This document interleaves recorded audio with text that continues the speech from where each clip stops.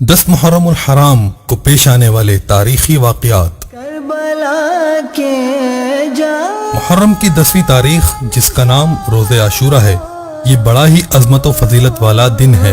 سلام 10 محرم الحرام کے دن ہی حضرت آدم علیہ السلام کی توبہ قبول ہوئی۔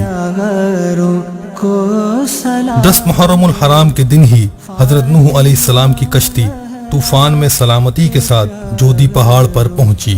کو سلام 10 محرم الحرام کے دن ہی حضرت ابراہیم علیہ السلام پیدا ہوئے اور اسی دن آپ کو خلیل اللہ کا لقب ملا، اور اسی دن آپ نے نمرود کی آگ سے نجات پائی۔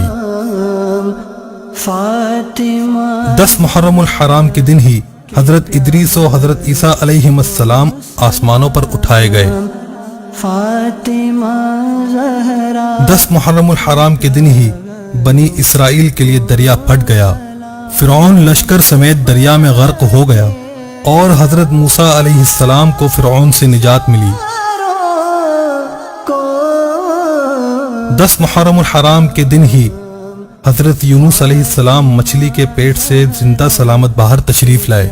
غیروں کو سلام 10 محرم الحرام کے دن ہی حضرت امام حسین اور ان کے رفقا نے میدان کربلا میں جام شہادت نوش فرما کر حق کے پرچم کو بلند فرمایا۔ فاطمہ زہرا کے پیاروں کو سلام